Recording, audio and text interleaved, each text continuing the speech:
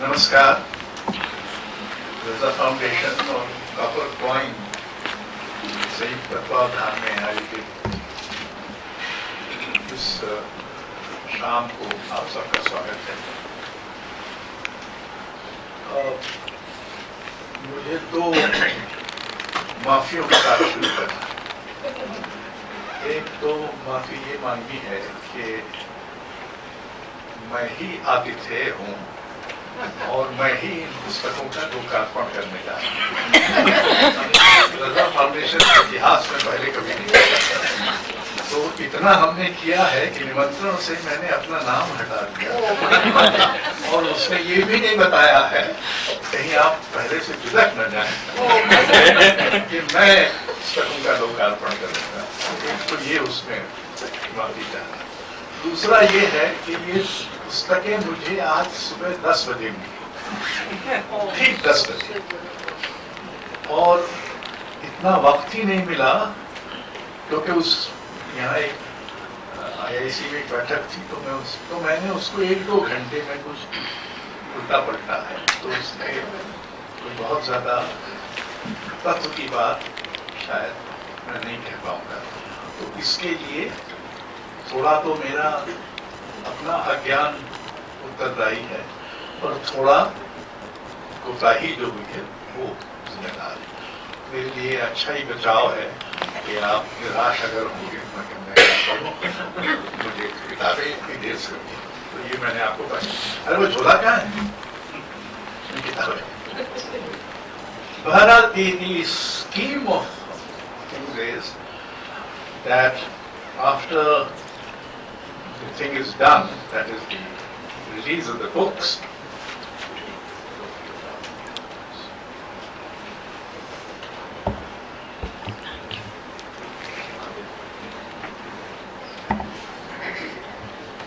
and I have said a few things. Is Sunit Tandon around? Where is he? He'll be coming. He'll be coming. Then he would read out a passage from one of the books. Then Mr. Sarjeet Garcha, who is the publisher and also translator of one of the books, is going to say a few words on the translation of the Necropolis trilogy. And then Udayan Vajpayee will speak on the other book, Devil Band, and Sohila Kapoor is requested to give a dramatic reading from the play Virasat, and then there will be a discussion between Kirti Jain and Mahesh Kunjwal. So that is the schedule, and I'm not going to announce it again and again, because then I'll have to come here again and again, and you will be bored with my life. The second thing that I must say is that what is the second thing to say? Anyway, the people are, you know already. Sarjeet Garcha is a poet, a translator, and also a publisher. It is quite a deadly combination in some sense, but it could be a lively combination. And since he has published all these 3 books, it seems to me that he is a daring publisher. Kirti Jain is a theatre person, has been in the world of Hindi theatre for a very long time, has been in the Delhi Doordarshan as a producer and later also directed the National School of Drama and is a theatre director. Mahesh Kunjwal, you know, one of the most outstanding playwrights. I did not know about his other, one of the things that the books, his 2 books, one in Hindi and the other in English, reveal that he is also a very fine mind in terms of cutting across time and space and making you have a cup of tea with coffee with Emily Dickinson or speak to Kumar Gandharv and several others. I'll come to that a little later. And then is Udayan Vajpayee, whose is a poet and a fiction writer, and has worked with Mani Kaul and Kumar Shani, and teaches physiology in a Gandhi Medical College, Bhopal, and is my youngest brother, which you would have not suspected. Now, before I release the book, is there I just show them? Which है? Oh, you have done something, you know? Good. Oh, already. Now come back.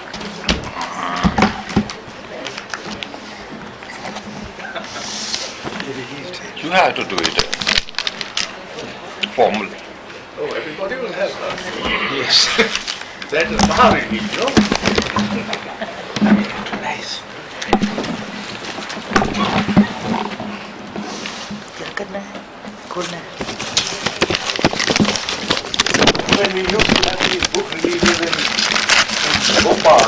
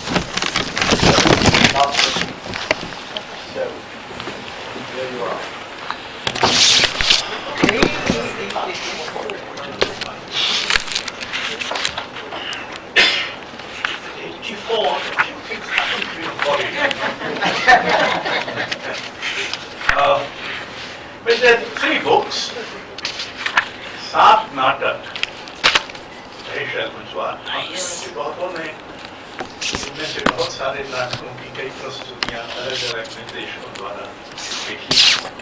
इनमें प्रतिबिंब, आत्मकथा, विरासत, आरक्षण, सुल्तान, होली और party. Party तो एक film भी बनी थी, नहीं? होली भी बनी। होली पर भी होली, अच्छा होली। नहीं पार्टी भी इस पर जो कवर डिजाइन है वो घूमल का, जो यहाँ है, इसका नाम यहाँ घूमल गलती से लिखा हुआ है, इसमें खाकी मात्रा को दोबारा।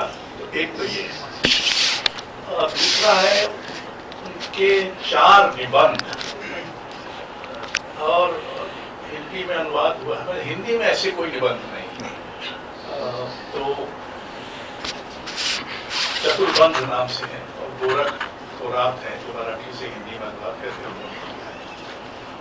तीसरी है, इसमें जो 4 निबंध है, 3 निबंध का अनुवाद यहाँ है, मतलब मूल अंग्रेजी में है, necropolis geology. This is also, so 3 books. Now, let me do my piece. What is it? We grew up seeing theatre, significant theatre, way back in 1960s.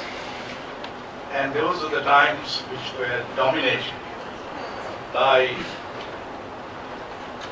Girish Karnad, Vijay Tendulkar, Badal Sarkar, and through one production, Dharveer Bharti. He was not really a playwright, but his play, and it was a poor script if you read it, but created with a theatre. And after that, the next generation of plays had seen Mahesh L. Kunchwal. And Mahesh L. Kunchwal dominated the scene rather robustly and has produced so many plays. And they have been produced in so many Indian languages. The one good thing about theatre is it can be translated into many other Indian languages. There was a time when, in fact, unless a play was performed in Hindi, it would not get a national reputation. So all Vijay Tendulkar, Girish Karnad, Badal Sarkar, etc. were all translated into Hindi and they became nationally known, etc. So Mahesh Alkunchwar has been a major player. If you look at the body of work around theatre, critical body of work, criticism, for instance, it's very strange that the country, the thinking about art started with Natya Shastra. Natya Shastra is not merely about theatre, it is also about dance, it's about music, about visual arts, etc. So there was a thinking, but that kept on developing and enough चिंतन आप चाहें तो कह सकते हैं संगीत पर बहुत चिंतन हुआ है, भाषा पर बहुत चिंतन हुआ है, नृत्य पर चिंतन हुआ है, रंगमंच पर उतना चिंतन नहीं हुआ। ये क्यों नहीं हुआ मेरी समझ नहीं आता। हिंदी में तो इसकी शुरुआत ही करीब 50-60 साल पहले, और वो भी दो लोगों ने की, हेमचंद्र जैन और सुरेश मिश्र। उसके पहले हिंदी में रंगमंच पर आधारित आलोचना नहीं थी। मास्टर लोग अपनी नाटक पढ़ाते थे एमए वगैरह में, और किसी को कोई पता नहीं था कि खेला कैसे जाए। बहुत वर्षों तक तो जयशंकर प्रसाद के बारे में ये कहा जाता था कि उनके नाटक तो खेले नहीं जा सकते जब तक कि शांता गांधी और बाबा कारण दृश्य पर नहीं आया, उन्होंने खेल कर नाटक को बताया। तो ये जो चिंतन का अभाव है, और ये हिंदी में तो थोड़ा बहुत हुआ भी, मराठी में भी थोड़ा बहुत हुआ है, लेकिन कुल मिलाकर वो चिंतन उस स्तर पर क्यों नहीं पहुंचा जो कला चिंतन पहुंचा, संगीत चिंतन पहुंचा, ये सोचना। मुझे ऐसा ख्याल था, और यहाँ मेरा ज्ञान प्रकट होता है, कि महेश अलकुंचवार के जो 4 निबंध हैं ये रंग चिंतन होंगे। ये नहीं है, मतलब ये रंग गर्मी का चिंतन तो जरूर है, पर ये रंग के बारे में चिंतन नहीं है। ये तो समय और काल और देश के परे, जैसा मैंने आपसे कहा, उसका कुछ आपको उदाहरण देना चाहता हूँ। इससे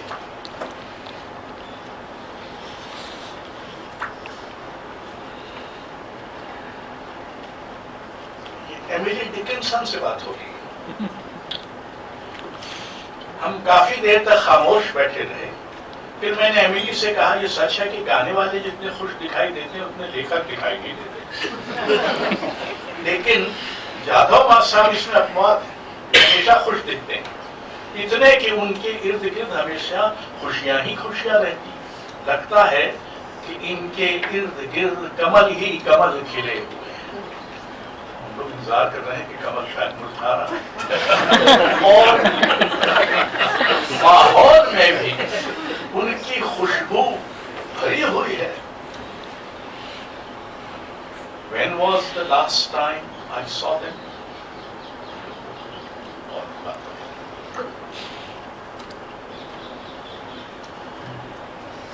Delight becomes pictorial when viewed through pain.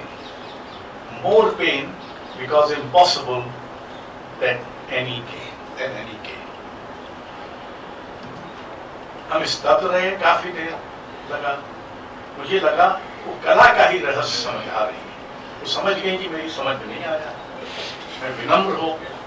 फिर धीमी आवाज में पूछा, मतलब कला का स्पर्श होते ही सब सुंदर हो जाता है, यही ना? Delight becomes pictorial and pain वो भी सुंदर होता है। This is Mahesh asking Emily Dickinson.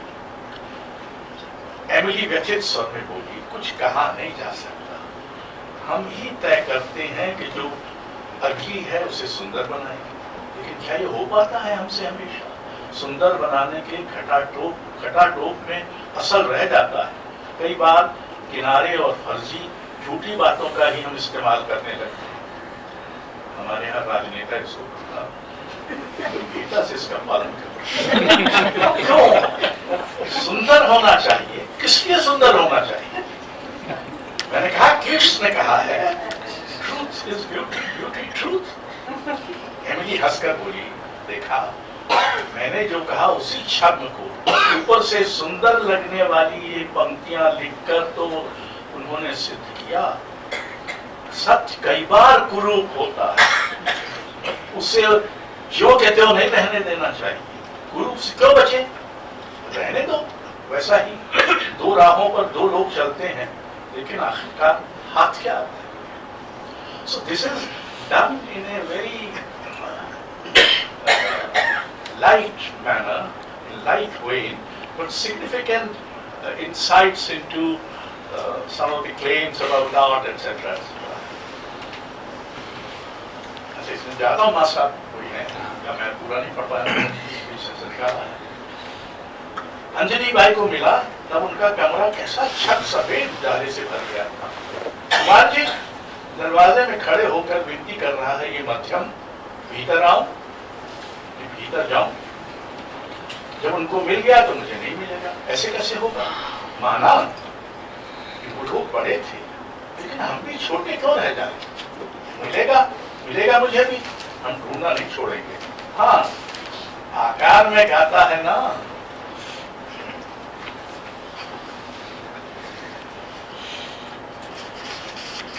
एक मजेदार किस्सा याद आया, थोड़ा बहुत समझदार होगा, संगीत का कुछ ज्ञान तो ज्ञान होगा तो हंसेगा नहीं। मेरी एक सहेली गायिका है और फेमिनिस्ट। एक बार अत्यंत स्मगली मुझसे बोली, मैं सास ननदिया ताने मारा, ऐसा कुछ नहीं करती। ये सब उनको बता रहा था। तभी एक भव्य रॉक, जिसे मैं पावरोक्ति कहता हूँ, टेनर है, मासूम आवाज में मुझसे बोला, शब्द किस लिए चाहिए गाते समय। जब हम गाते हैं तब शब्द कहाँ होते हैं, यानी षड्ज, ऋषभ, गंधार, पंचम, दैवत, निषाद वगैरह का जेंडर क्या है। मैंने कहा हिम्मत हो तो उसी से पूछो। रंग का जेंडर क्या है, सुरों का जेंडर क्या है, कुछ भी। बबूल, मैं उसे मारिया मारिया क्लास कहता हूँ, सुबार्नो है ना। नाजुक आवाज में बोला, गाते समय औरत या पुरुष ऐसा कुछ होता है क्या कभी हमारे मन में। We transcend these barriers when we sing. Maria तब शायद मेरे कारण ही बोलते बोलते बीच में अंग्रेजी घुसेड़ने लगा। मैंने बबूल से कहा, कुछ भी नहीं है। एक राइटर ने तो बड़े कौतुक से लिखा है कि गाना खत्म होने के बाद लोग पहली बार गाने को सुनो याद करने के बजाय उस चीज के शब्दों को याद करते हुए घर चले गए। इस पर बबूल बोला, फिर गाना सुनने के लिए क्यों आए, इससे अच्छा तो कविता वाचन के लिए जाना चाहिए। बैरिटोन सीमा बोला, उस गांच पकड़कर रोने वाले कवि की कविताएं सुनने के लिए। फिर बस धमाल। So you have very interesting things being said. These are serious things. I mean, I had never thought, for instance, I have listened to music for as long as perhaps he has, or he might have done more than that. But I had never thought that there is a gender problem with color or notes. A little from this other theology, which is of course the original English.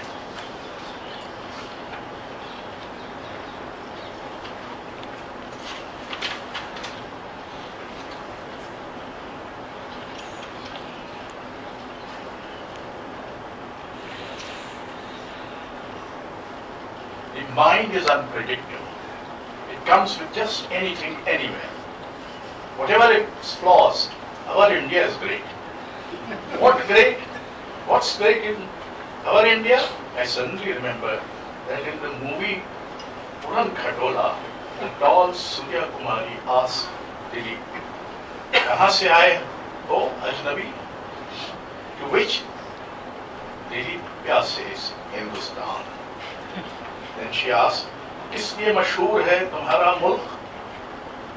Letting his famous lock of hair fall over his forehead, Vidya smiles and says, "Sangeet aur mohabbat." How true! I can't say anything about love, but I can talk about music. Mr. Jadhav, the school teacher, showed so much love for singing within us, the memories brought up a lump in my throat. And lastly,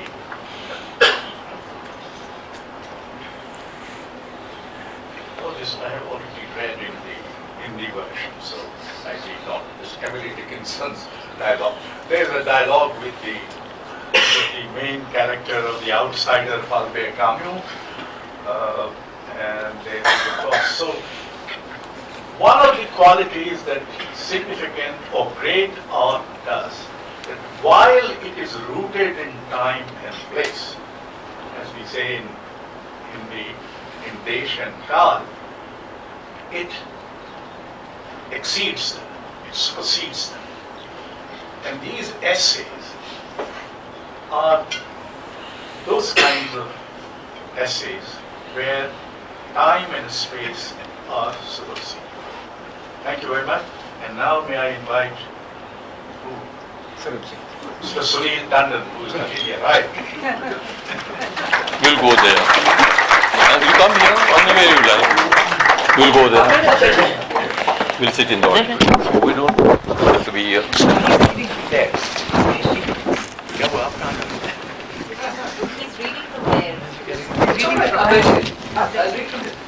He's reading from here. I know. Unless you want to see him face to face. Oh, this is bit I can live to me. दिखता है, ठीक है?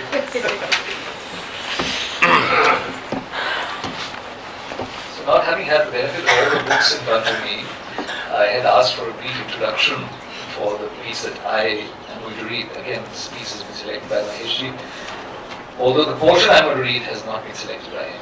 He had indicated some other portion, I have chosen a different one with his permission. So the introduction to the piece is the writer was in Pakistan, where he chanced to visit a massive necropolis in Makli, near Karachi. And where he realized that he has another necropolis within him. The essay is about that. It's a loosely called an essay, for want of a better word. It is a narrative where past and future get fused, creating a surreal present where memories and longings meet each other.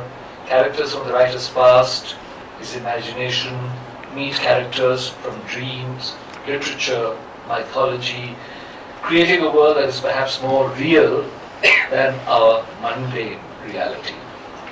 We got a bit of a flavor of that in that conversation with Emily Dickinson. So prepare for more. It's a rather longish excerpt. I was told I should read for 20 minutes, which is double the time that I normally advise we should read for.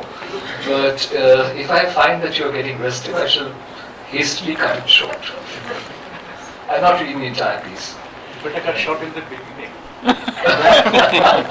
Before I say anything more. But it's very difficult to actually cut it short. You'll find out. Because it's just one thing leads to another, leads to another. It's fantastic. Necropolis. To join the majority is a phrase I memorized many moons ago at school. It means to die. I never gave any thought to it. Why it means exactly that? Because it has become so archaic that once I had learnt it by heart, I neither encountered it anywhere in my reading, nor even felt like using it. I don't remember anyone ever using it in writing, standard language, or even small talk. In the frantic and fast-paced world we live in, it's customary to refer to death as death, and just go about one's business. In such a world, you have to be blunt and swift, and language follows suit. No one has the leisure to dawdle, so you must get your business out quickly and move on to the next task. The desire to be elegant, glib, and luxuriate in the beauty of language by calling it eloquence as a luxury is a luxury only idlers can afford. Be brief and clear, buddy, and get off me. That's the motto. Therefore, present-day English, at least, has been becoming clear, concise, and no nonsense. Thanks to the computer, this trend towards brevity has gained acceptance. And this language too has its own beauty. And I find it very attractive because it is in line with the times. It's natural to want to sound ultra-modern, yet even though language is continuously evolving, its old avatar does not disappear. Like a beam of light that startles, it continues to sparkle piecemeal in unexpected places. It also shines a light on something else. Speakers of standard urban Marathi find many words in the Gyaneshwari strange and arcane. However, many of those words are still widely used in the rural Marathi of Vidarbha and Marathwada without the slightest deviation from their original meanings. Even if ancient language forms may seem to have disappeared, that's not quite the case. Like animals hibernating underground, these language forms lie dormant. Or, like corpses dreaming in graves, they await liberation. And when the time comes, they creep up and lend our experience a truly picturesque quality, which is often beyond the reach of new language. I had such an experience recently in Pakistan. The phrase, to join the majority, rose sparkling to the surface in its full import, and precisely describing what I saw. It led to ripples of new meanings and experiences. That's the power of language. Although a truly living word may seem to have a single meaning on the surface, it comes fully alive in all its shades only when we experience it in conversation. When that happens, the word resonates in the mind like the lingering chime of a silver bell and unleashes a shadow play of many layered experiences. There's a township of the dead called Makli a couple of hours from Karachi. Should we go? My Karachi host asked me. It was obvious that he really wanted me to see it. He also showed me a picture book he had written about it. The book showed he had done a lot of research on it. It was the Ramadan holiday season and a hush had fallen all over Karachi. There was nothing else to do. I said, let's go. And we set off one morning. Crossing an extensive stretch of arid terrain in Sindh, we arrived at Makli. We decided to walk in that village of the dead. We thought it sacrilegious to drive noisily through the graveyard raising dust. We parked our cars and entered the necropolis. At first we had no idea how big it would be. Once we were inside and started walking, we knew. It was a city of 6 square miles, filled with centuries-old graves and mounds. The graves were arranged like houses in a city, with wide paved roads in between, now running parallel, now intersecting each other, now taking unexpected turns. The roads were paved with red earth from Sindh and bordered by open squares containing graves of varying shapes and sizes. The morning had passed, the sun was now preparing to reach its zenith. In the necropolis of that parched region in Sindh, there was not even a blade of grass, let alone a tree for shade. No sign of green anywhere. It was all withered, charred. Apart from the 4 of us wandering through the forest of graves, there was not even a single bird to be seen. And the bizarre silence was so intimidating that we started talking to each other in whispers without even knowing it. And then slowly our conversation came to a halt. And all 4 of us started wandering on our own separate paths. What a variety of graves! What shapes and sizes! From a grave as big as a mansion to one with only enough room to fit a human body. The graves of small children were tiny. I couldn't drag my feet away from them. Looking at them, I remembered a baby who had died at the same age in our own house, and an old wound suddenly erupted. I felt like sitting there, caressing the grave. The babies must be asleep inside. They must have left while still playing. Their curly, silky locks must have fallen on their foreheads, and sucking the thumb, their cheeks dimpled. The cuties must be sleeping. What am I doing here? The question suddenly popped up in my mind. I felt a bit like an intruder. It was embarrassing to disrupt someone's solitude and violate their private space. It also seemed rude to be chattering there, even if softly. I thought it blasphemous to break the sacred silence there, and I whispered as much into Arshad's ear. "On that," someone said in a light but clear voice. "It's nothing like that, really." I looked around with a start. There was no one else around except Arshad. I asked him, "Did you say something?" He said, "Nothing bad. Why?" I just shook my head and started walking. It must have been an illusion. What else? Arshad chuckled and said, "Some folks get strange vibes here." Then he patted me on the back and said, "Get a move on. Don't be so superstitious." We started walking in silence. Our voices had trailed off by then, but someone had definitely said to me, "It's nothing like that, really?" The voice was so clear and loud, right next to my right ear, so close that I had felt the speaker's breath brushing against my ear. The voice was confident and affectionate, as if sharing a cherished secret with a friend. Arshad and I went our separate ways. By then everyone had dispersed. I too started wandering alone, and then I stopped, because I couldn't see anyone or hear the faintest murmur. I found myself surrounded by graves on all sides. My legs were exhausted now, my throat parched, my shirt soaked in sweat, and my body sticky. I felt like stooping and sitting somewhere to rest. The shadow of a large grave loomed over its diminutive neighbor. I sat down on the ground, my back to the small grave in the shadow. All of a sudden, a cool breeze blew. Such bliss. I simply closed my eyes. Who is fanning me with such affection? Look, I can even hear the swish of the fan. And the breeze smells of khas and coolness. It has to be Bhiva. Only he blew such a breeze over me.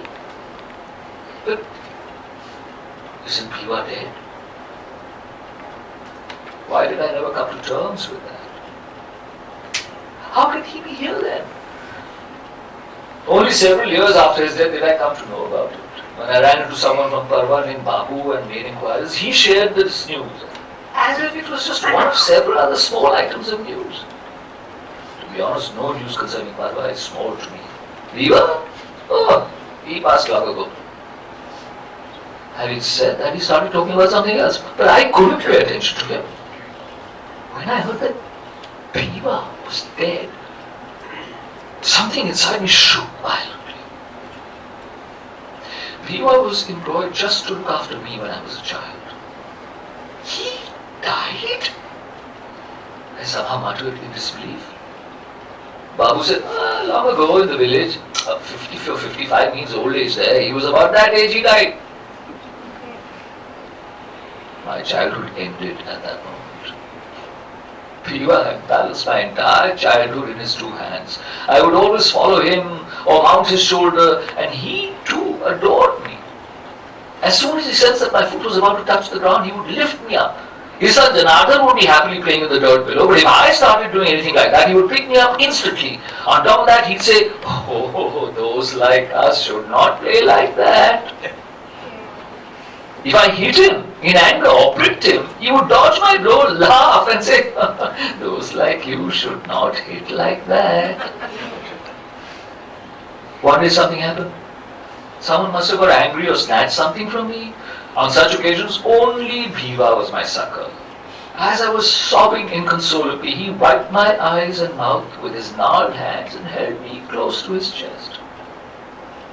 It was then that I smelled the mixed odor of his sweat and beery. I would inhale that smell deeply, filling my chest with it. My crying stopped gradually because Bhiva was telling me a story that was so captivating that I forgot to cry. Eyes wide open, I dutifully let out a howl every now and then, but that too ceased.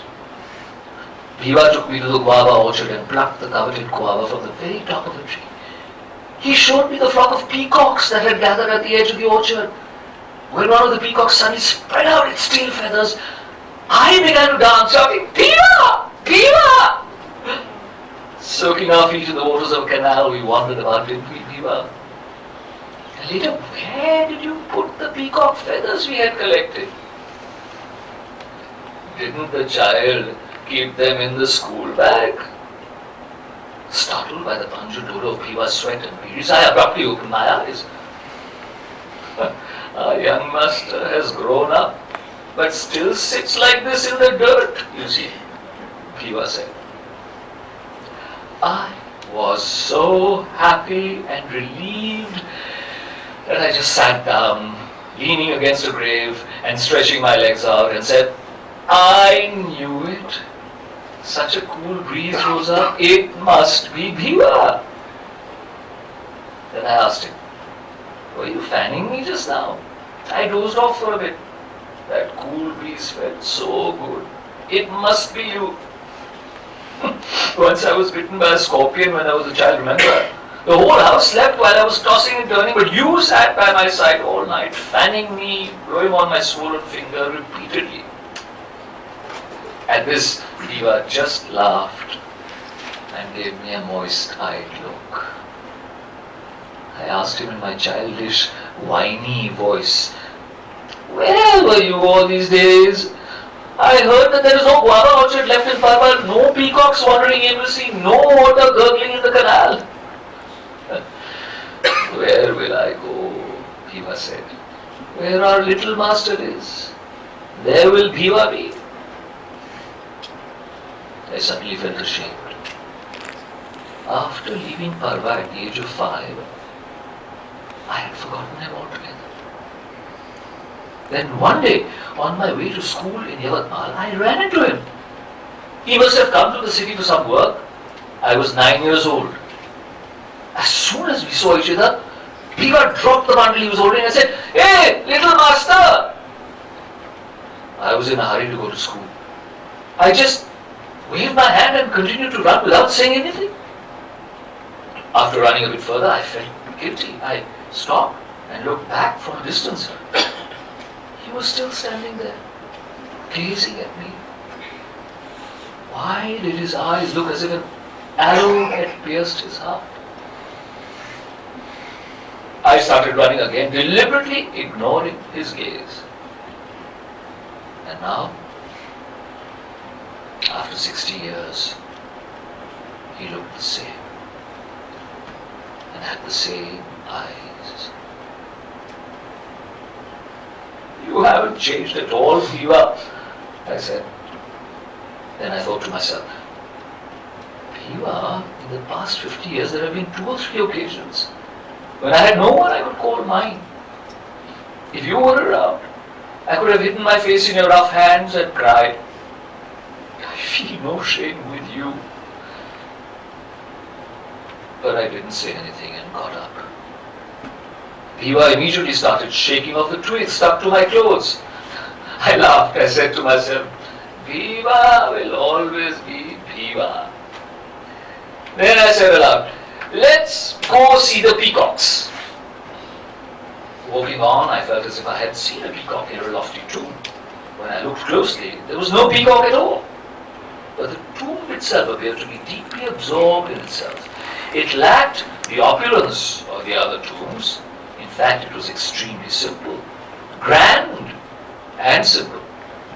It looked like the music of Amir Khan Sahab, poised on majestic pillars with expansive vacant chambers, taking in space into itself like the chest filling up with a deep breath. Ascetic unadorned, restrained.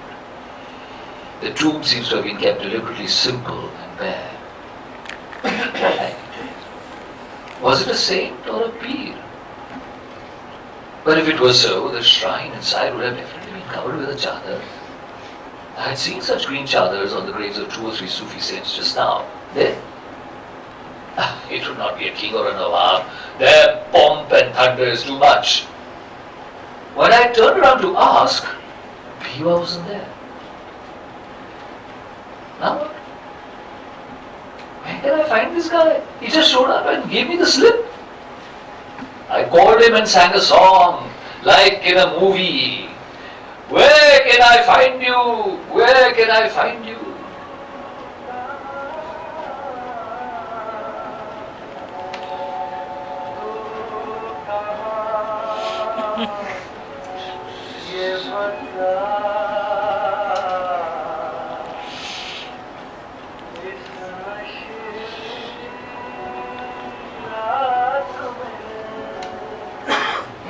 The song flew away into the distance with the wind. Be it so. But its seeds must have fallen somewhere. Then, after a few days, they will germinate, grow, become strong, and then the trees will bear a lot of juicy songs. Bhiva will certainly be somewhere, and he will pluck those songs. Others will also pluck them if they want to. Pluck freely. Pluck as many as you like. I started to feel very generous and wonderful. It was Bhiva who showed me a peacock for the first time in my life. He also brought me its feathers. They were with me for a long time. Then I lost them. When I think of them, I feel like singing like Suraya. Man mor kisne jadoo dala.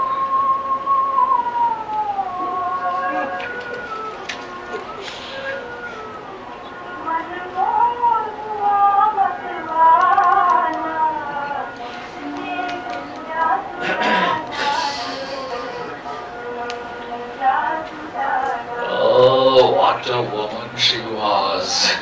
What a voice, right? Always decked up in jewelry. She was a lilt of a woman. Just like a Christmas tree. But all that suited her.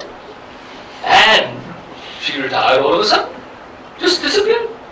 In style. Curtains down. Absolutely pardanashi. Only a whiff of Kira was left behind. To leave everything like this in a moment, with a snap, must take a lot of courage and self-confidence. It's not like that at all, said someone again. This time I almost jumped up. This was clearly not an illusion. I had heard a very real voice. I looked around in bewilderment. Dry grass surrounded the silent, magnificent tomb. That was where the voice came from. As I was about to step forward, I saw a woman walking towards me out of the grass. She was middle-aged, regal, and draped in a 9-yard sari. When she saw me, she pulled her pallu over her right shoulder and said, "It's getting very late now. People like you shouldn't linger in such places. You should be home by nightfall." The sun was setting, the light had faded, and the shadows of the tomb were silently waiting to merge into the darkness of the night. The woman said, "What song did you sing about the peacock just now?" "It was good, Bhauji, but it sounded like something from a movie. I had never heard such songs." She dusted a spot nearby and stood against a pillar, saying, "Moments ago you thought, didn't you, that it must take a lot of courage and confidence to give up everything? Well, it's not like that. Sometimes it's all snatched away from you. Sometimes by people, other times by fate." Then after a pause she said, "It's good to want to sow songs, but they must grow. And if they grow, they must persist. Mine grew and were destroyed. They're nowhere to be found. I keep looking for them just like you. I've been looking for Bhiva." She remained remained silent for a long time. I wasn't sure if I should quietly leave or stay. Why did the woman call me Bhauji? She wasn't even a remote acquaintance of mine. But why did I feel as though I had known her for long? Somewhere I had seen benign eyes like hers before. I'll tell you, she said, raising her eyes. They were calm, steadily glowing eyes, the eyes of a married woman who had done the penance of self-abnegation. Then turning her gaze to the horizon, she said, as if to herself, I've loved singing since I was a child. My father was a music teacher. He taught me first. Then he said, daughter, I've taught you all I know. He took me to a well-known singer and left me there. For several years, the refined classical singing adorned my throat, just as other women wear jewelry around their necks. I used to wear music. This rag, that rag. She paused for a moment and said, then I got married. He had a cold depot. On the very first night, he saw the tanpura in the room and said, if you want to live in this house, it's either me or the tanpura. Choose. I put the tanpura in the closet and started cooking, cleaning, and keeping house. Even then, there was no peace at home. No children. It was as if everyone had abandoned me. Then one day, a Swami came to the village. My husband took me to him and made me sit at his feet saying, please have mercy, Maharaj. The Swami didn't even look at me. He simply said, let her sing. Mercy will follow. After 12 years, I took the tanpura out of the closet. 9 months later, the cradle rocked. Then after a pause, she fixed her gaze on me. My singing and my son were growing up together. One day he went for a swim and never came back. He was 14. Don't know what forbidden note I hit while singing.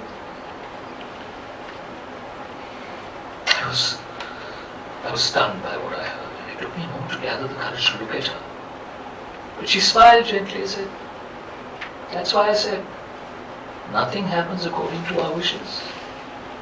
But you gave up singing after that? I gave it up in my lifetime. But in the afterlife, I can sing only one rag continuously. What was I to say to this woman? Courageous, restrained, wise. When I remembered that she had called me Bhauji, it became startlingly clear to me that her eyes were exactly like my sister-in-law's. Her voice was also soft but clear, firm, like my sister-in-law's. And that wondrously solemn, awe-inspiring calm. In the face of that serenity, I began to feel small. When I remember my sister-in-law, I begin to feel so petty and small. How much injustice was inflicted upon her because of everybody's behavior. She made tremendous sacrifices. You love to read, but where was the time to pore over books when you were running around the mansion busy doing chores from 5 in the morning to 11 at night as if your feet had casters? Then, one day you burned your foot and were confined to bed. You laughed and whispered into my ear, I now read a lot for a month or two. I quickly brought you a book. You forgot all about your burn injury and got engrossed in that book. So much so that you didn't even hear the old aunt's disapproving murmurs. In this house, with so many elders around, the daughter-in-law reads, lolling in bed. Mother was uneasy when she heard the muttering. Just then, brother stormed in angrily and grabbed the book from your hand, saying, that's enough reading now, scholar. Why was he venting his rage against aunt on you? And why didn't I stand up for you then? You quietly put the book down and never opened another book in your life. after you left. Your brother said, my sister was known for her intelligence at school. She always topped the class. She knew the whole text of Savarkar's Kamla. Her essays were read out to the entire school. Listening to that, it felt like someone was relentlessly slapping me in the face. Even when the doctor said that you would need heart surgery, your face remained the same. Serene. The doctor really stressed me out. What have you all been doing all these days? She's completely worn out physically and mentally. She may not survive this. Those words came crashing down on me, and I thought, what have we all done to this great woman? Then you actually left.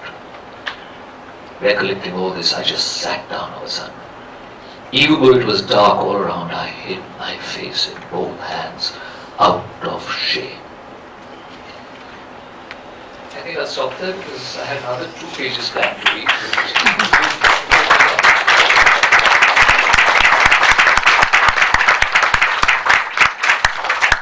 And the amazing thing is the tone changes. We've had one long, the tone completely changes after this. It becomes comic, it becomes light-hearted. So, and there's constantly, the changes are rung throughout like this, and one thing leads seamlessly to another. There are characters from history, from as You have to read that Meena Kumari bit. Meena Kumari bit, okay. Yeah. I will happily read. It's a shortish bit. Some relief, you know. Yeah. Not to end on such a sad note. Okay. It's not very long. Okay. This is about 1 page less than that. So I hope sound cue, you ready? It brought sound also. So he just talked about there was this joy, when he would sit alone with his sister-in-law after having sulking from the rest of the family. She would drag him and make him sit and eat with her, and he would feel such great joy at that point because she used to look after him, the young person in the family. Then that joy, that absurd joy, he says, wouldn't the soul sleeping in the hundreds of tombs spread around have felt this ecstasy? I should now live among them. I started looking for an open, empty grave. Mr. Gravedigger from Hamlet, where are you? Don't go on stage and deliver philosophical speeches just to get applauded. Dig me a grave. I'll then lie down in it comfortably and get a rest, bloke. How must it feel to recline serenely, use a hand as a pillow, and watch the never-ending night chock full of stars above? Wow! ये हवा, ये रात, ये चांदनी.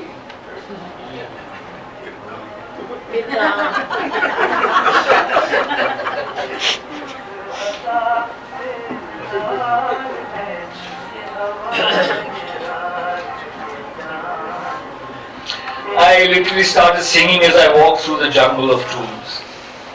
Just in case someone were to ask me, where are you nowadays? Meena Kumari from Pakiza would come out of the cemetery and say in a heavy voice, आजकल उन्होंने कब्रिस्तान को मकान बनाया हुआ है. I found the answer to be quite poignant and impressive. Right then I felt a pat on the back. I turned and was astonished to see that it was Meena Kumari. I said, what's this, Mahajabeen? You startled me. She laughed endearingly, not the least concerned that her beetle-stained teeth would show too. I laughed. Then hand in hand we began to stroll cheerfully through the cemetery. I said, shall we sing Kitna Hasi Hai Mausam, Kitna Hasi Safar Hai?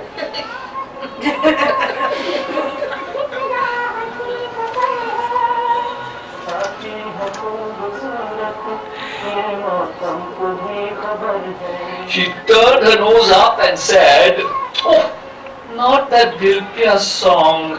Shooting के दौरान 17 बार थप्पड़ मारा था जालिम ने. How mean! What a cad, a real cad! What a low-level nastiness! Getting my mind off that song while I was still thinking about what to say, Mahajabeen said, sing Vande Mataram instead. Very smart. I said, here in Pakistan? She just laughed. Then happy, I said, bury me alive. Pagal ho tum. There's nothing like India, Pakistan here. See. When in response, I just said, no, Baba. She did a pantomime of pinching me on the cheek and said, Kaya, Buzdil. Weren't you going to jump into the grave with a swagger? What is it you said? I loved Ophelia. 40,000 brothers could not, with all their quantity of love, make up my sum. Scared, I looked around and said, oh, Ophelia? Where's Mahajabi? Nunnery, Nunnery, Ophelia said. She was dripping wet. Some parts of her bright white diaphanous gown clung to her body. Water was dripping from her hair. Come to me, she said, throwing her wet arms around me passionately. Cold water drenched my body, and the stale, pungent smell of moss and water hyacinth wafted up my nose. I stopped there. That's all you saw. 3 days ago. For a brief spell. Later on, we'll have people like Achilles and Duryodhana. Just for the entire universe coming. Thank you so much. It was such a pleasure. Thank you.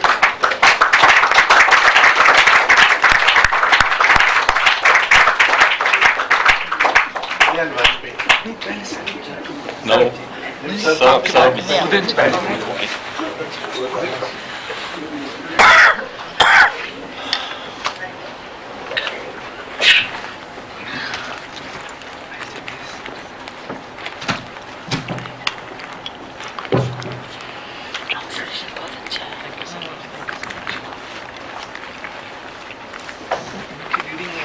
अच्छा नहीं मैंने जो पढ़ा कभी किताब मनीष को अच्छा लगा। इतना अच्छा है उन्होंने पढ़ा। आवाज जरा बड़ी करो ना। अच्छा आवाज बड़ी करना कर दिया होगी। अभी बड़ा अच्छा है उन्होंने अंग्रेजी में पढ़ा। हम अंग्रेजी से हिंदी में चढ़ जाते हैं। महेश जी को मैंने आज पहली बार देखा है। मैंने इनकी तस्वीरें फिर देखी थी। हालांकि हम 2 बार मिल सकते थे 2 जगह पे। एक तो हम फिल्म इंस्टीट्यूट में मिल सकते थे, जहाँ आपने भी पढ़ाया है मैंने सुना, और मैं आजकल पढ़ाता हूँ बीच बीच में। और दूसरा मैं इनके शहर 2 बार 3 बार गया। 2 बार व्याख्यान देने गया, 1 या 2 बार कविताएं पढ़ने गया। वहां भी भेंट नहीं हुई। वो इंतजार करते रहे इतना लंबा कि वो एक निबंध मुझे भेजते हमारी पत्रिका में छापने के लिए। फिर मैंने वो निबंध पढ़ा, जिसके कुछ हिस्से अभी इन्होंने पढ़े। उसको मैंने जब पढ़ा तब मैंने बड़े ध्यान से उनकी बाकी रचनाएं पढ़ने की भी इंतजार किया। पार्टी आपकी कहानी पे बनी है, नाटक पे बनी है। मुझे नापसंद है वो फिल्म। मुझे वो फिल्म मेकर भी पसंद नहीं है। मेरे ख्याल से उनको फिल्म बनाना नहीं आता है, लेकिन ये मेरा ऑब्जर्वेशन है। भगवान उनको लंबी उम्र दे, उनकी फिल्मों की रेट्रोस्पेक्टिव दुनिया भर में हो, लगातार हो। नाटक का जो रूप मेरे मन में है, क्योंकि मैंने पणिक्कर के कावलम नारायण पणिक्कर के साथ बहुत काम किया कई वर्षों, तो वहां भी एक ये था कि भाई नाटक तो हिंदुस्तान में कविता में लिखे जाते, और हमने जितने भी नाटक उनके लिए 3 लिखे, तीनों में कविताओं में लिखे। फिर यहाँ भी थोड़ा तिरछा ही संबंध बैठा कि भाई ये तो गद्य में लिखते हैं नाटक तो कविता में लिखे जाते हैं। हालांकि इनका गद्य इतना काव्यात्मक है जो कि आपने भी देखा ही है। लेकिन जब मैंने इनके निबंध पढ़े तब मुझे एक बहुत अद्भुत गद्य पढ़ने का, प्रोज पढ़ने का आनंद मिला। मैं बहुत टेढ़े किस्म का संपादक हूँ, थोड़ी भी चीज पसंद नहीं आए तो नहीं छापता, लेखक के नाम आपकी भी बहुत चिंता नहीं करते। इतने सुंदर निबंध, ये चारों, चतुर्बंध नाम है इसका किताब का। 4 बंधन है इसमें। निबंध शब्द बने ही बंध से, बंधन से। इसमें कुछ बांधा जाता है। निबंध में एक तो निबंध में बांधना है, क्या बांधना ये खुला है, आप कुछ भी बांध सकते हैं। और ये कुछ भी बांधने की जो स्वातंत्र है, इसका पूरा उपयोग मैंने किसी एक निबंधकार में देखा है तो वो महेश जी ने देखा है। और मैं बताता हूं दूसरे निबंधकारों की भी नाम, और खुद भी कोई छोटा मोटा निबंधकार नहीं हूं, तो मैं जानता हूं इसका लाभ।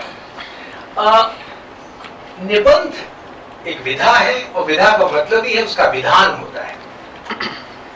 कैसे विधान किया जाए, निबंध बनाया कैसे जाए। तो आमतौर पे निबंधों में विचारों और स्मृतियों को बांधा जाता है। आप कोई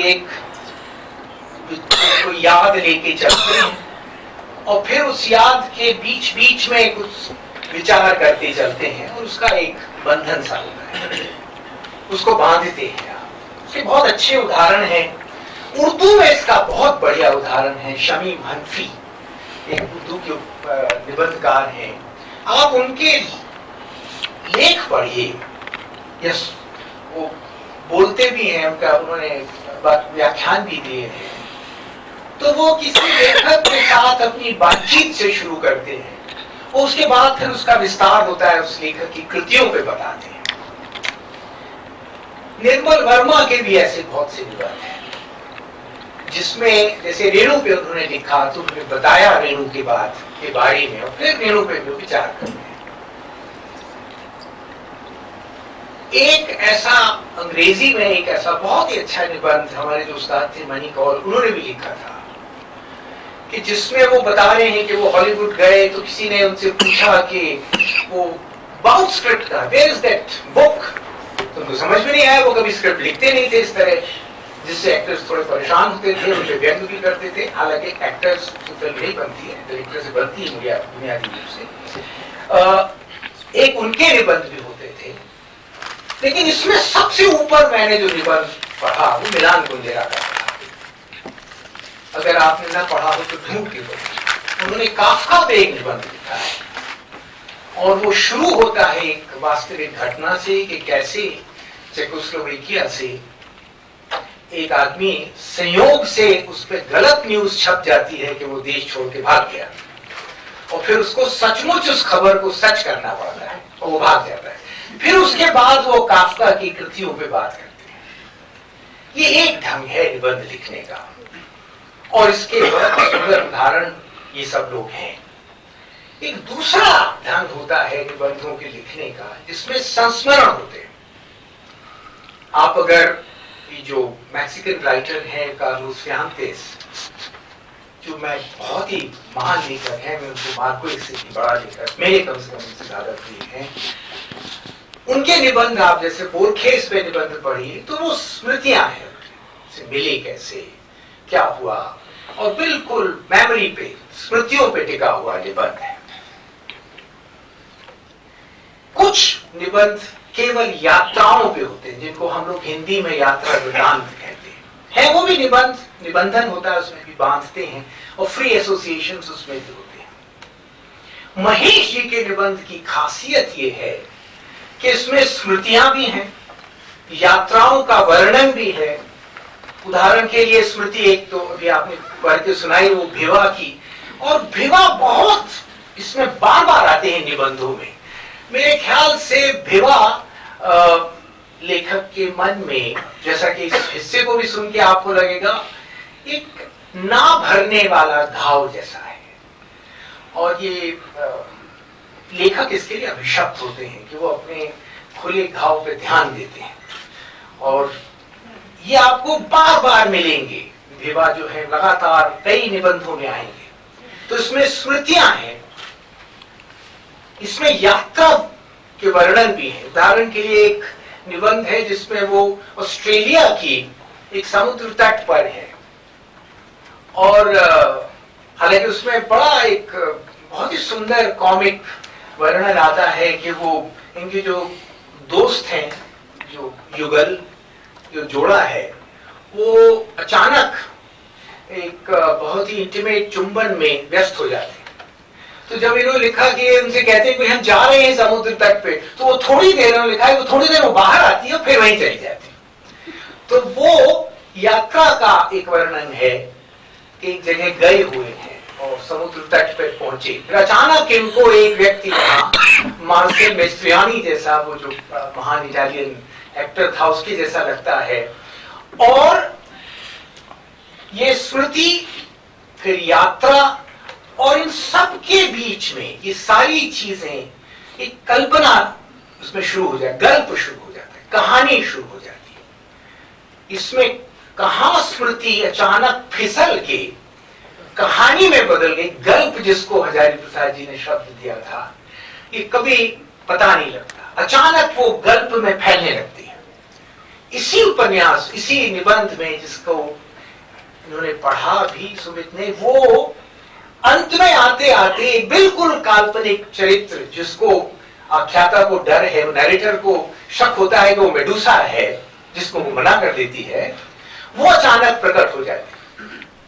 ये पूरी तरह कहानी जैसा अनुभव उस वक्त आपको होगा कि आप निबंध पढ़ते पढ़ते, इस निबंधन में कहानी भी थी, तो उसमें स्मृतियां भी थी, यात्रा वृतांत भी था, और अचानक कहानी शुरू हो गई और आप थोड़ी सी कहानी में चली गई। और ये शिफ्टिंग जो होती है एक से दूसरे में, वो इतनी अपने आप ऐसे होती है जैसे ये कहानी, ये स्मृति वहीं जा सकती थी। जैसे अभी आपने कहा कि वो जो एक मुर्दों का जो टीला है वो अंदर भी है आपके, मैं उसको इस तरह नहीं देखना चाहता, मैं उसको समझना नहीं चाहता इस तरह, मैं उसको पाकिस्तान में उस शहर के पास के उस कब्रिस्तान में ही देखना चाहता हूं जहां ये सब हो रहा है। क्योंकि अगर हमने इसको अंदर बाहर कर दिया तो इसके अंदर जो गल्प का मजा है, जो फिक्शन का मजा है और उसका जो रहस्य है, वो उसका समाधान हो जाएगा। और कहानी की या किसी कला की मृत्यु उस क्षण हो जाती है जब आपको उसका समाधान मिल जाता है, उसका जो रहस्य है उसके अंदर कि ये हो कहां रहा है, which is the time and the space where this whole thing is unfolding, ये उसकी सुंदरता है। और अचानक आप देखते हैं कि इसमें ये जो स्मृति है ये पूरी की पूरी गल्प में बदल गई, मानो स्मृति पहले से ही गल्प थी। लेखक ने, निबंधकार ने सिर्फ इतना किया है कि स्मृति के ऊपर से उसकी जो वास्तविकता है उसका चोला हटा दिया और वो अंदर पहले से ही कहानी थी। इसके आशय आप विद्वान लोग हैं वैसे ही समझ गए होंगे कि ये भाव से विभाव में बदल जाते हैं।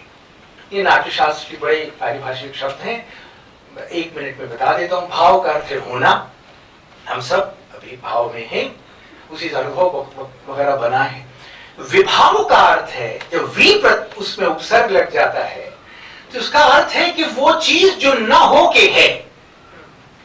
सारे चरित्र, एना कैरेनिना या अनास्तासिया या मिश्किन या शेखर, ये सारे न हो के हैं, इसीलिए इनको विभाव कहते हैं।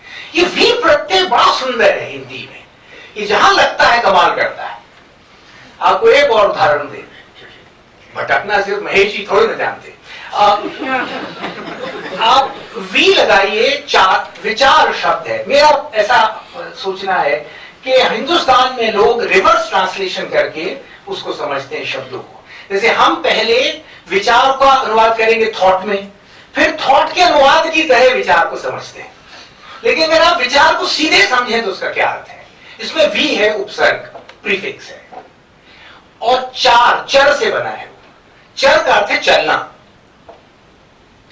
तो वी उपसर्ग लग गया तो इसका अर्थ बनेगा मूवमेंट ऑफ द माइंड, एक विशेष किस्म का चलन। अगर आप उसको सीधा समझ लेंगे और अगर आप उसको रिवर्स ट्रांसलेशन में समझेंगे तो थॉट वो ऑब्जेक्ट है, एक बनी बनाई चीज है, जबकि विचार जब लोग कहते हैं कि स्कृतियों में संवेदना भी है और विचार में है, तो ये थॉट के अनुवाद की तरह विचार शब्द का उपयोग हो रहा है। लेकिन अगर आप उसको विचार, ऐसी कोई चीज हो ही नहीं सकती जिसमें मूवमेंट ऑफ माइंड ना हो, अगर आप जीवित हैं और जाग रहे हैं। सपने देखते समय भी मूवमेंट ऑफ माइंड होता है। ऐसा ईईजी वगैरह भी देख के आप बता सकते हैं। आपने सुन ही लिया है कि मैं फिजियोलॉजी पढ़ाता हूँ, इसको थोड़ा गहराई से जानता हूँ। तो ये, इसमें जादू ये है इन निबंधों में कि ये कब भाव से विभाव में बदल जाएंगे ये पता नहीं चलता, और ये निश्चय ही इन निबंधों में नाटक से क्या कहते हैं, डिस्टिल होके आया होगा। क्योंकि नाटककार विभाव से, उसकी सामग्री विभाव होती है। वो चरित्र बनाता है, एक उपन्यासकार या कवि की तरह वो चरित्र करता है, सारे विभाव हैं जो न हो के हैं, और उसके हाथ में जादू ही इस बात का है कि उसमें ये सामर्थ्य है एक सर्जक में कि वो भाव को विभाव में तब्दील कर लेता है। ये उसको मिला हुआ है, ये गिफ्ट है उसकी। बहुत लोग इससे न मानेंगे उसको, लेकिन हम अपने मानने को क्यों छोड़ दें? ये पैदाइशी है, इसको कोई नहीं सिखा सकता। तो ये नाटक, ये निबंध कब भाव से विभाव में तब्दील हो जाते हैं, यानी आपको एक तरह से ये नाटक के सृजन की प्रक्रिया भी बता देते हैं, बड़े लंबे रास्ते से। ध्वनि आपने सुना होगा, आनंदवर्धन का एक शब्द है जो संकेत के लिए कहते हैं कि साहब इस काव्य में ध्वनि है, जिसका ध्वनि नहीं उसको काव्य नहीं मानते थे संस्कृत में पहले। तो इनमें ये ध्वनियां हैं जिनसे आप एक नाटककार की रचना प्रक्रिया को भी समझ सकते हैं। इसका एक मैंने छोटा सा वो उतार लिया था उदाहरण, लेकिन उसको छोड़ देते हैं, आपने इतना अच्छा पढ़ दिया है। लेकिन उसमें एक बहुत सुंदर इसी नेक्रोपोलिस में एक घटना है जिसका वर्णन है इसमें, जो कि पूरी तरह से पूरा विभाव का क्षेत्र खुला हुआ है। वहां जब वो जो मुर्दों के जो इलाके में ये आ गए हैं, आख्याता आ गया है, वहां अब काल्पनिक चरित्र पूरे बने हुए हैं। बल्कि जो पहली आवाज सुनाई पड़ती है, जो आपने अभी सुना था उसमें कि वो मुर्दा घर में जाए, उसको थोड़ी सी आवाज सुनाई पड़ रही। एक्चुअली अगर उस आवाज को आप उसकी व्याख्या करें तो वो भाव को विभाव की दी हुई आवाज जैसी है कि क्या अब गल्प शुरू हो, और वो गल्प की ही आवाज है क्योंकि वो है नहीं वहां। वो लेखक को जैसे दूसरी आवाज सुनाई, और अंत तक आते आते इसमें एक चरित्र आता है, चरित्र आती हैं जो दिगंबर हैं और एक तरह के आभूषण पहने हुई हैं, और जब वो अपना परिचय देती है वो जो चरित्र है, तो वो कहती है कि मैं वर्ज्य स्वर हूं। मतलब वो स्वर हूं जो उस राग में इस्तेमाल नहीं किया जाता। और राग कौन है? जिस गांव में रहती थी। तो एक तरह से वो वर्ज्य स्वर है। हालांकि इसमें सुधार है, संगीत की मुझे थोड़ी समझ है। जो वर्जित स्वर शब्द इस्तेमाल होता है वो एक्चुअली गलत है, वो विवादी होता है। सारे संवादी स्वर असल में विवादी स्वरों को संबोधित है। जैसे सारा लॉजिक इलॉजिक को संबोधित है, वैसे ही जो वर्जित स्वर जिसको कहा जाता है वो अपनी एब्सेंस में राग के अंदर होते हैं। लेकिन ये इतना सुंदर ये वर्ज्य स्वर का उपयोग इन्होंने किया कि मुझे ये पढ़ते समय याद नहीं आया था कि ये वर्ज्य नहीं, ये विवादी है। और एक तरह से है भी, क्योंकि भाव और विभाव के बीच में लगातार विवाद होता है। वैसे इसी पर तो होती है ना वो साहित्य, उसका समाज का दर्पण बन पाया कि नहीं। तो भाव स्टार्ट कर लिया अगर, तो रियलिस्टिक कहानी बन गई, नहीं कर पाया तो फिर वो अच्छी कहानी बन गई। इन निबंधों में बीच बीच में कई जगह अचानक ऐसे विचार आते हैं जो एक तरह से विचारों के बीज हैं कि उन्होंने आप पाठकों के मन में सिर्फ छिड़क दिए हैं। उनको बहुत ज्यादा उसके लिए क्यारी भी नहीं बनाई है, उसके लिए सिर्फ एक किस्म का परिवेश रचा और वो विचार ऐसे फेंक दिए, जैसे वो ऋषि खेती होती थी ना, इसमें आप हल नहीं चलाते हैं, तो ऐसे ही फेंक देते, जहां भी गिर जाए, जैसा भी गिर जाए। उसमें एक जगह जो हिस्सा आपने पढ़ा भी है, वो कहते हैं कि कोई भाषा नष्ट नहीं होती, वो हाइबरनेशन में चली जाती है। इसका मतलब है कोई संस्कृति भी नष्ट नहीं होती, क्योंकि भाषा उसका आधार होती है। भाषा अपने विविध रूपों में, मतलब जब हम मुखौटे भी बनाते हैं तो वो भाषा ही है, और अभी समय नहीं है उसको उसका लिंक बताने का। अभिनय करते हैं, गाते हैं, ये विविध रूप है भाषा के। तो जब वो भाषा अगर हाइबरनेशन में जाती है, इसका मतलब है कोई संस्कृति भी कभी नष्ट नहीं होती, हाइबरनेशन में जाती है। हमारे एक ध्रुपद के उस्ताद थे, उस्ताद फरीदुद्दीन डागर, बड़े महान गायक। तो वो किसी चीज पर बहस हो गई किसी एक ऑर्गेनाइजर से, तो उन्होंने कहा कि ऐसा है कि ध्रुपद संगीत या कोई भी जो संगीत है वो खत्म होता नहीं है, वो नीचे चला जाता है, जैसे रेत के नीचे नदी चली जाती है।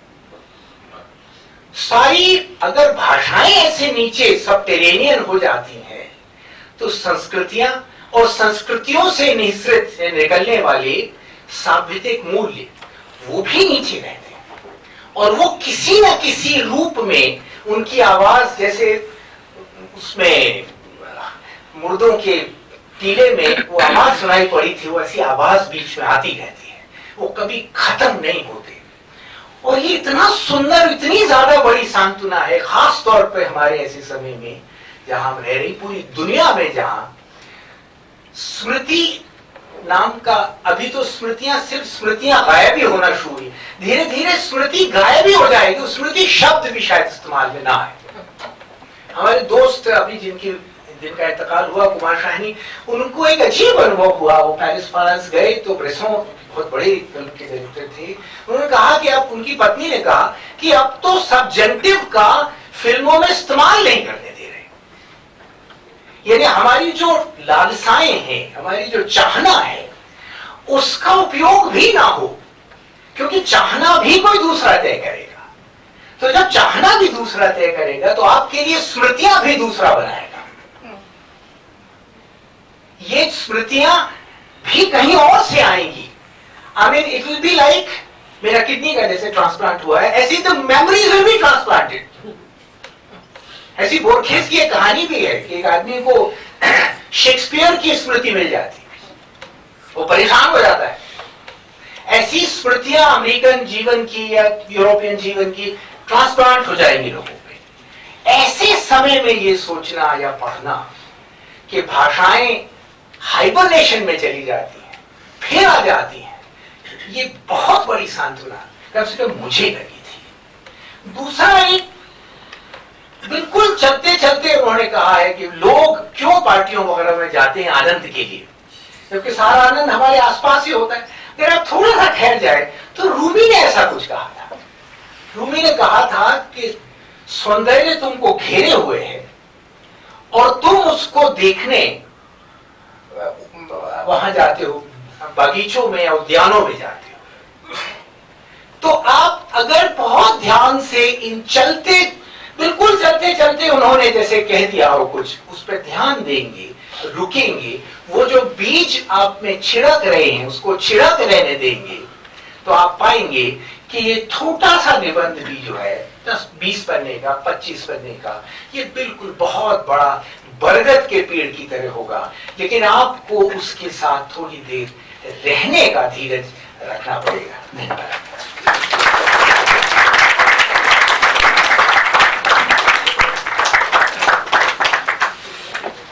गीत गाचा Translator will say a few words then.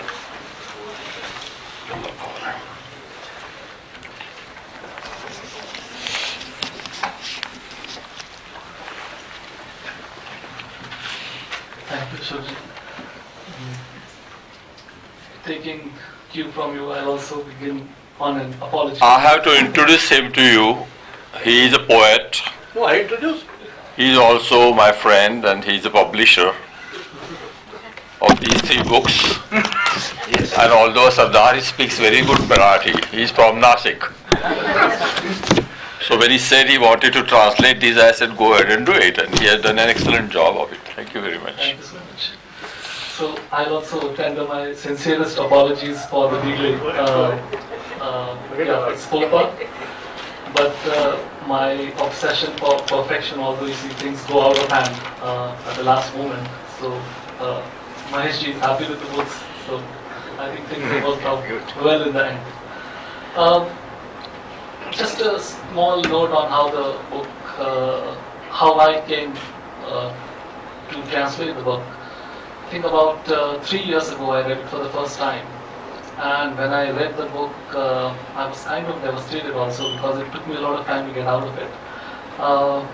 Then of course I was in constant conversation, email conversation with Mr. Kunchwar, and I decided to meet him specially for this book, and I travelled from Delhi to Nagpur, and I had a long chat with him.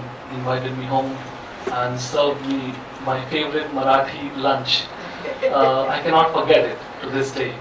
So that my acquaintance with Nagpur begins with Mr. L. Kunchwar, and I'm very glad of that.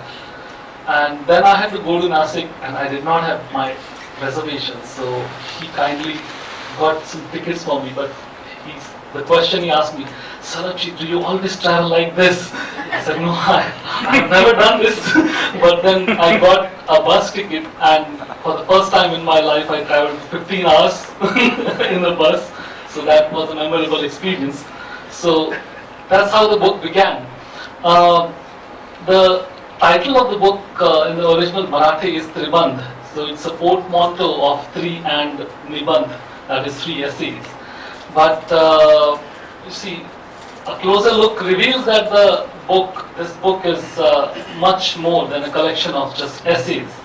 So while its obvious autobiographical thrust makes it lean towards autofiction, Maheshji defies this label. And I'll tell you why it defies, because he fuses reverie, discourse, meditation, and even silence. So today Mr. Sumit Tandon showed us how he fuses silence in the essays. The silence is dynamic. It shifts and breathes depending on where we pause between sentences and paragraphs. We showed it beautifully. These are inevitable for Mr. L. Kunchwar's, because of Mr. L. Kunchwar's unflinching honesty, which compels us to confront our regrets with dignity. So the original Marathi edition also has an interesting publishing history. The first essay was published in 2007, and the second essay was published in 2010, 3 years later, and the third essay was published in 2014.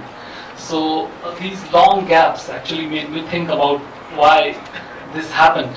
And they were not published in the order in which this book has them, because this book has maintained the original order. The Marathi edition, I think, did not maintain it because they wanted to keep it linear.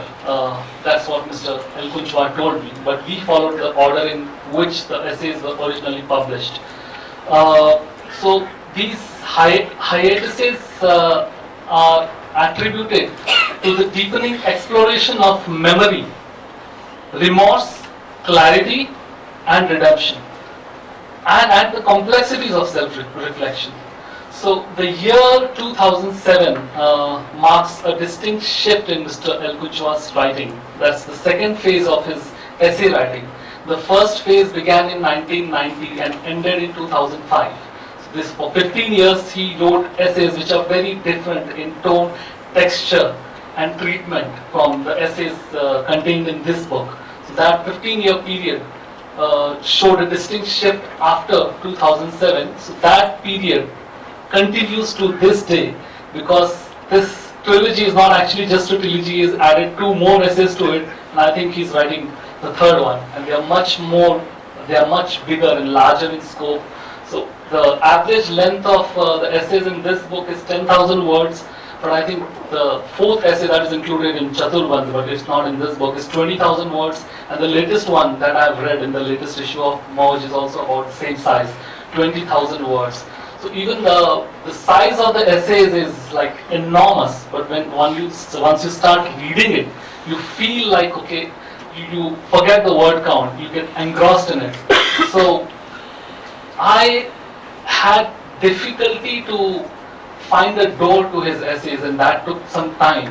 So I actually started thinking about the translation, but the actual translation took me about 6 months, including the revision.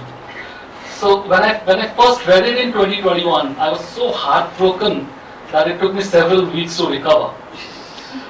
But even every single dead person to whom I wanted to pour my heart out came alive and actually stood in front of me, looking me in the eye.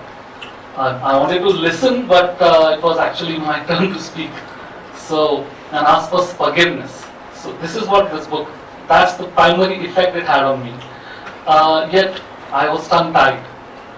The first person to appear was a 10 or 11-year-old girl from my childhood, holding a toddler in her arms, perhaps a brother or maybe a cousin. So this is an actual incident which happened with me. I was throwing stones and in the truck yard beside the building I lived in on the banks of the Godavari. I don't know what came over me. I picked up a small stone and aimed it at her, and it hit the toddler in the head. Luckily, there was no blood and it was not hurt so badly, but the baby let out such a wail that the girl began to vigorously rub the bump in his head, crying more profusely than him. To this day, I haven't forgotten the anguished face, her unstoppable tears. And I wonder where she is now, what she does. She lived in my neighborhood, but I didn't know her name. If I were to meet her now, I would fall in her feet and ask for forgiveness. So this was the first feeling I had when I read the Necropolis trilogy. I'll quote a passage from his essay. Why do you hit people where they are most vulnerable?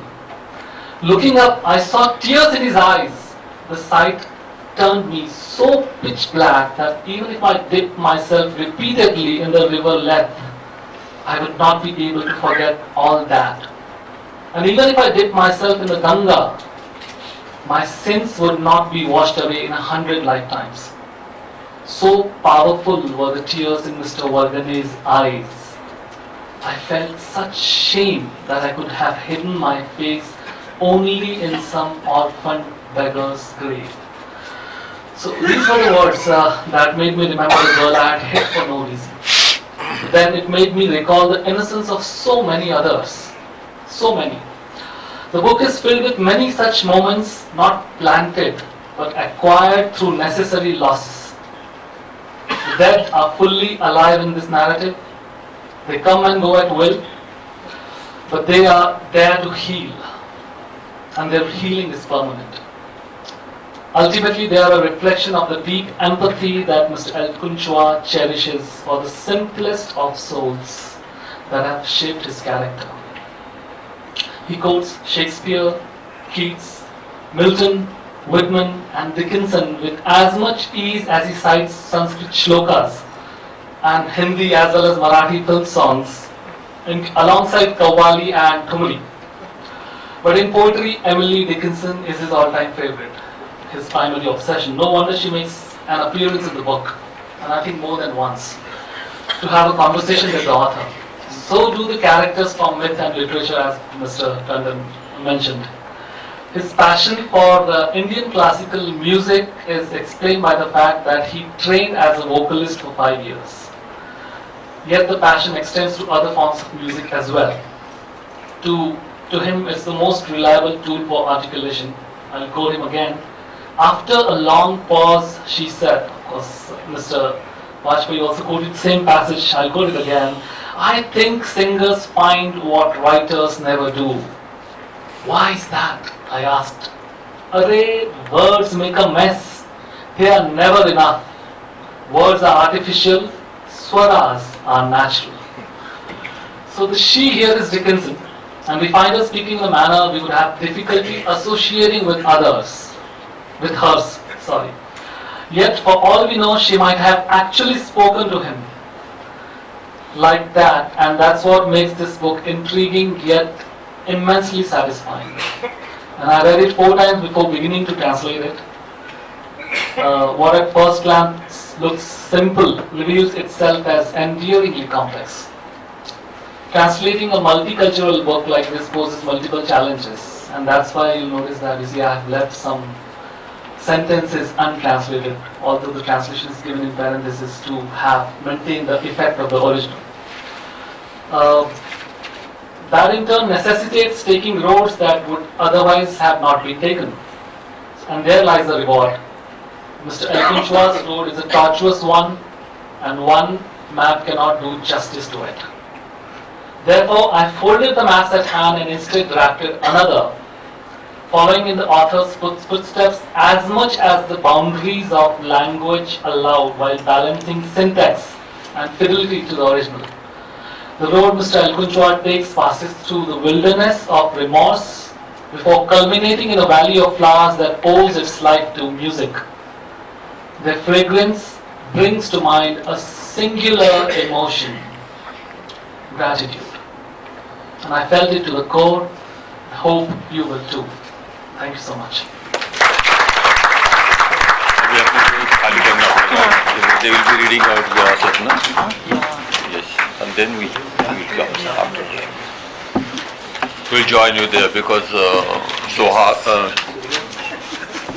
you are reading. Sohaila Kapoor. Sohaila, they will all come here. They are 4. Thank you.